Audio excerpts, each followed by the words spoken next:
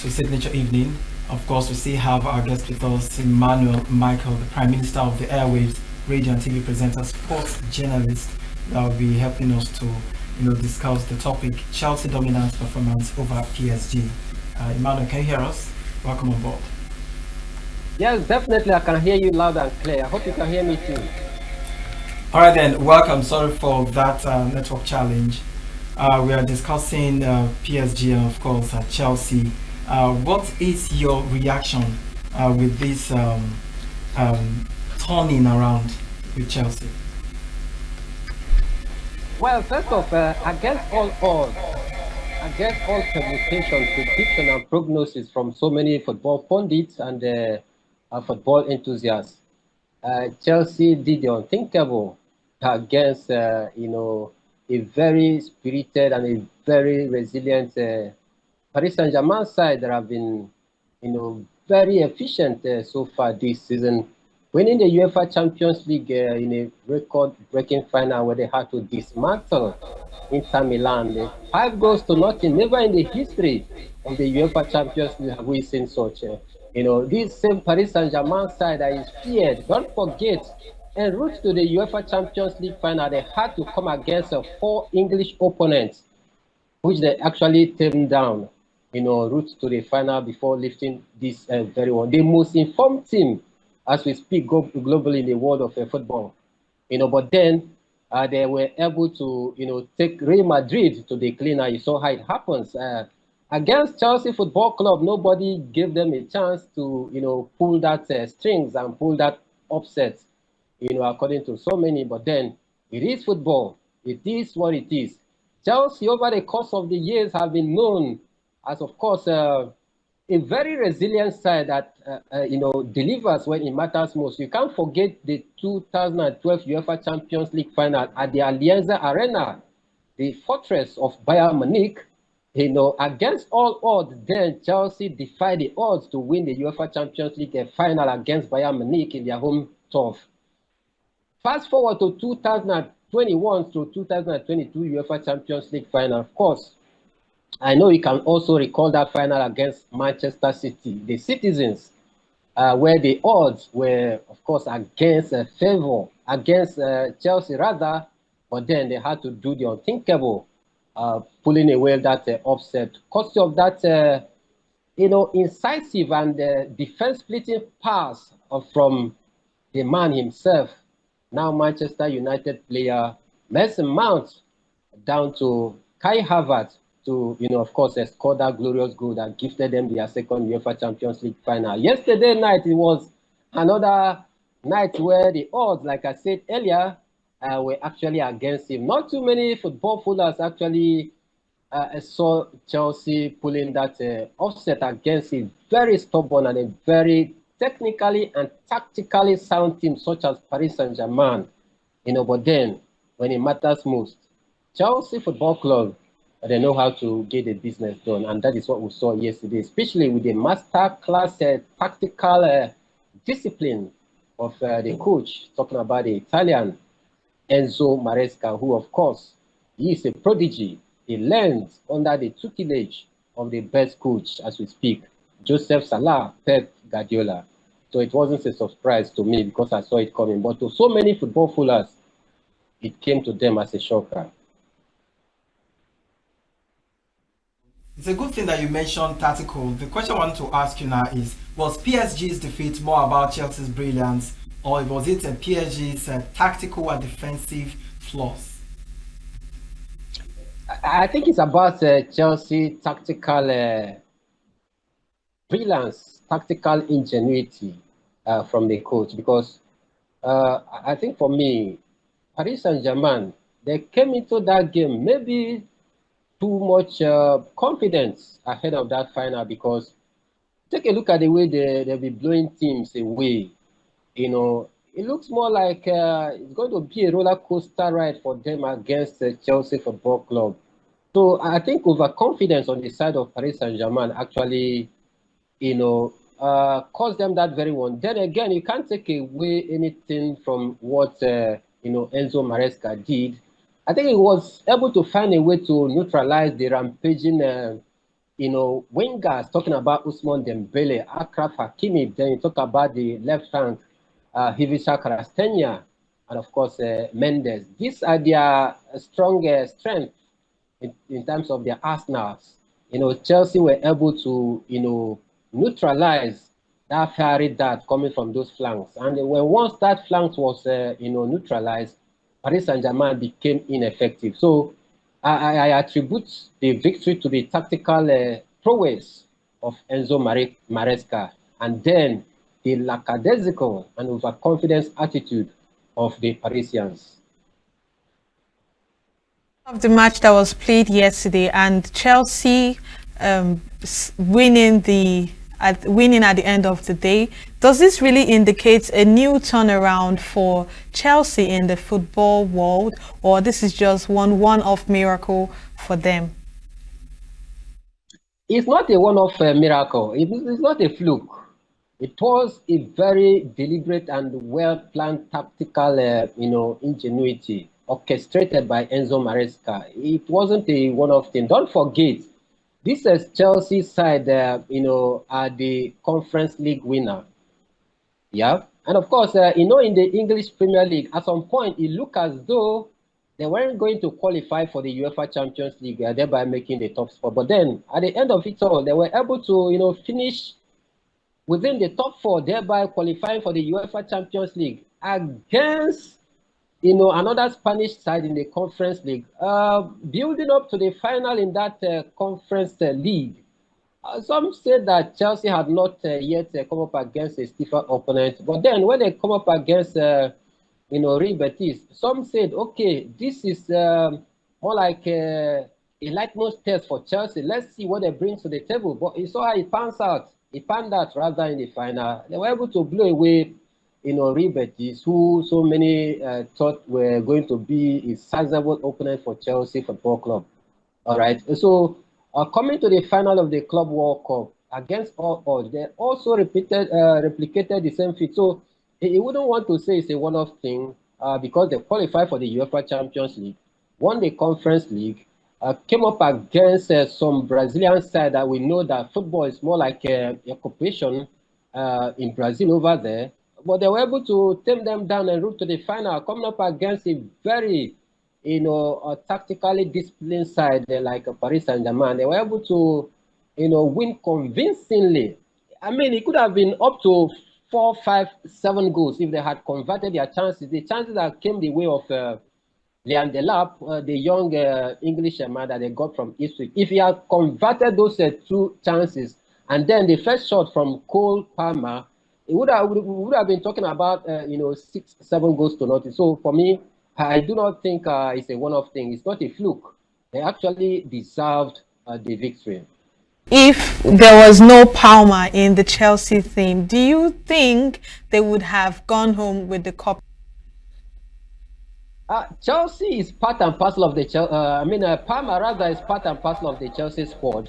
All right. So even if he were not in that yesterday's game, definitely Chelsea might have had it a little bit difficult because we know how tactical and technical Cole Palmer is and how composed that he is in front of goal. So probably yes, if Cole Palmer wasn't in the lineup yesterday, maybe just maybe Chelsea might have found it very difficult to overcome Paris Saint-Germain. But then, thank God, Cole Palmer was around in yesterday's game and he did the needful. Don't forget, Cole Palmer in some of the games, he hasn't been showing up, but then he showed up yesterday once more to, of course, tell the coach how important he is to the squad. So I will say yes and no. If Cole Palmer wasn't in that game yesterday, maybe just maybe Chelsea would have found it a little bit difficult to pull the strings. But then Palmer without Chelsea team is a plus. Okay, so on Wednesday, PSG and Real Madrid had a match together, and just 8 minutes into this match, PSG had scored 2-0. Do you think that they were maybe too too reliant on their game with Real Madrid and making them reluctant to walk ahead of Chelsea? I do not think so. You must give kudos to whom deserve it. Chelsea worked them. They worked their fingers to the bone to ensure that they came up with such a glorious result last night. Talking about the Real Madrid game against Paris Saint-Germain, I think it was a defensive frailty on the side of Madrid that actually cost them that very game. You saw the first goal, cost of a defensive error coming in from Rudiger. The second goal, Asensio, another defensive blunder. And when you go down 2-0 against a very good team such as Paris Saint-Germain within the first few minutes of the game, definitely your morale will be demoralized. And that is what happened to the Los Blancos, and that is why they could not cope up with that. With that pressure coming in from Paris Saint-Germain. So basically, I wouldn't want to say maybe, just maybe, the way they find it very easy to play away Madrid gave them that too much confidence against the Chelsea side. It was a Chelsea side that was well drained, tactically, ready to, come up and face whatever that comes their way. And you can see the setup yesterday from Enzo Maresca. It clearly tells you that the man knows what he wants. All right. He had to bring in Gusto alongside Rhys James to deploy them in the right-hand flank of the defense. All right. While Gusto is also advancing forward and tracking back to help in the defensive work, James as well, have the strength to also work within the midfield down to the right-hand flank defense, and that made it very easy. So I think it's not based on.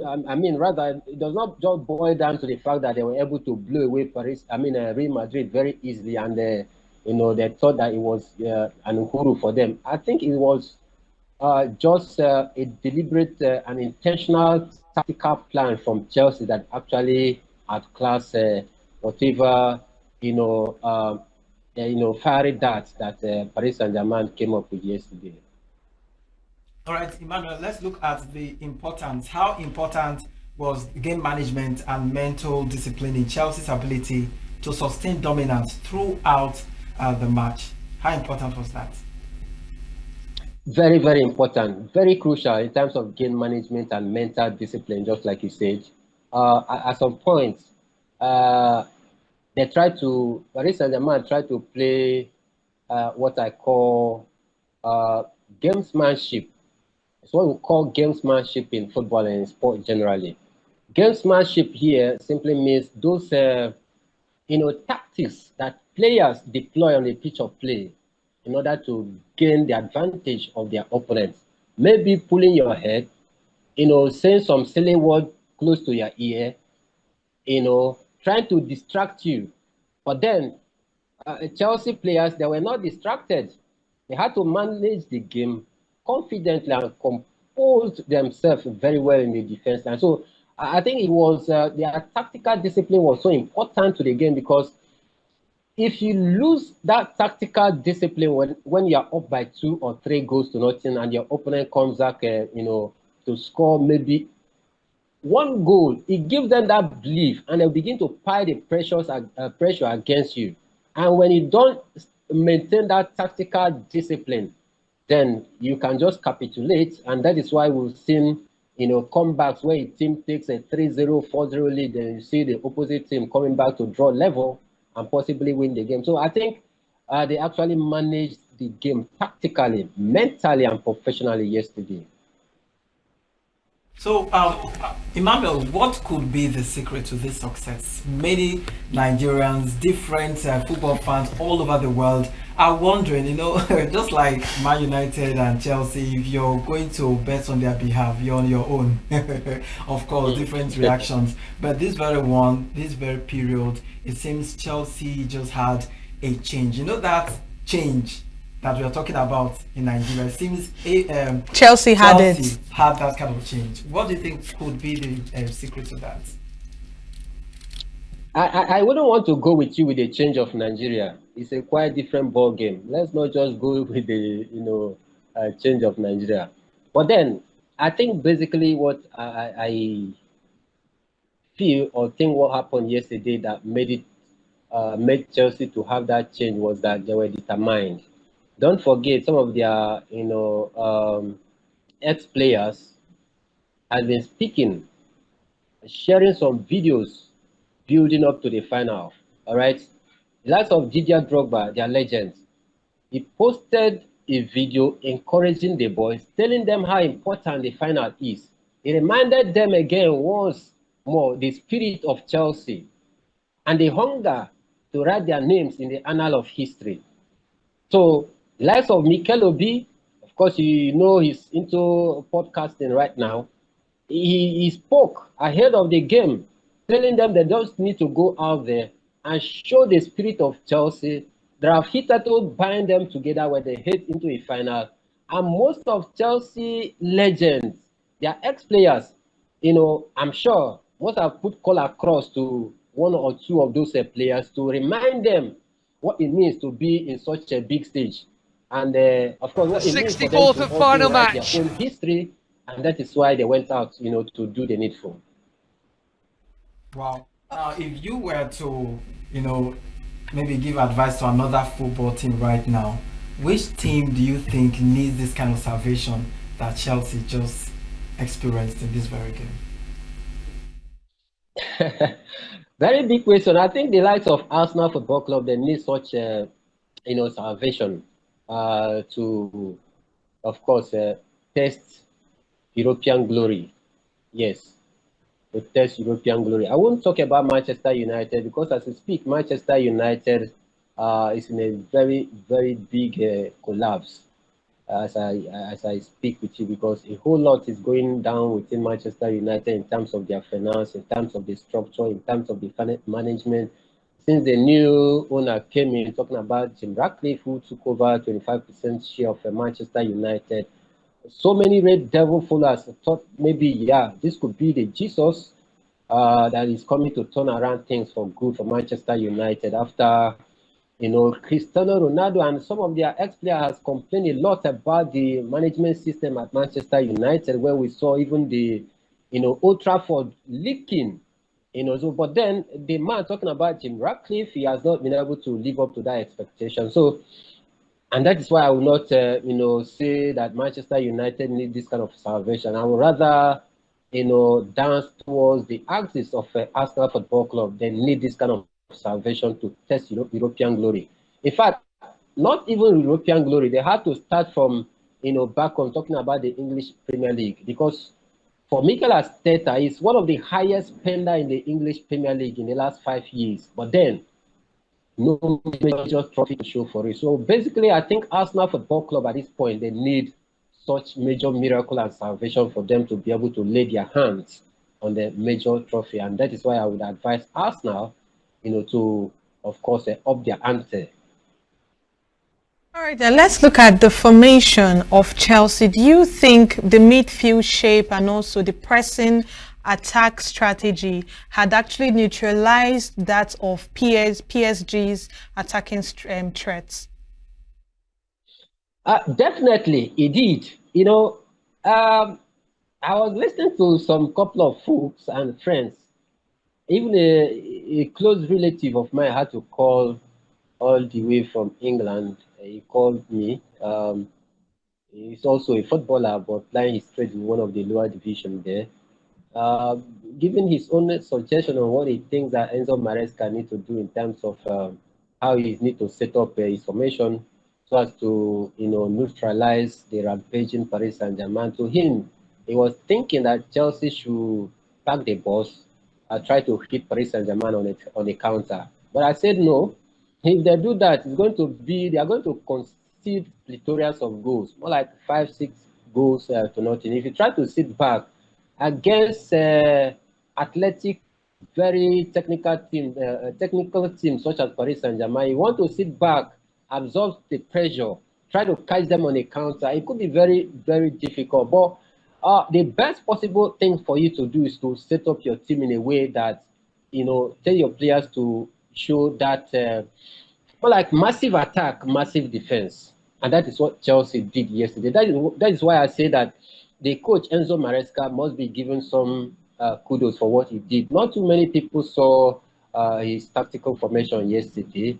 All right, so many thought that they were going to sit back and absorb pressure, but it could be very difficult for you to sit back against a team that plays a total football. It's what we call total football, more like it goes beyond the champagne kind of football, total football, where even the back four can also score goals. So if you are coming up against such team and you want to sit back and hit on a counter, it could be a very, very difficult thing for you to do. So the coach had to set up in his team in a way and manner that you can also, pressure the Paris Saint-Germain side and then also have the ability to track back as quick as possible. And that it was actually counted in favor of Chelsea. So within the first 5 minutes of play, you saw how Chelsea were pressing. They were not sitting back to absorb pressure. If they had done that, I tell you, it would have been a total dismantling, a total discombobulation and decimation of Chelsea Football Club yesterday. So much for you joining us tonight to talk about this particular subject matter on the Chelsea's dominance of the performance over PSG.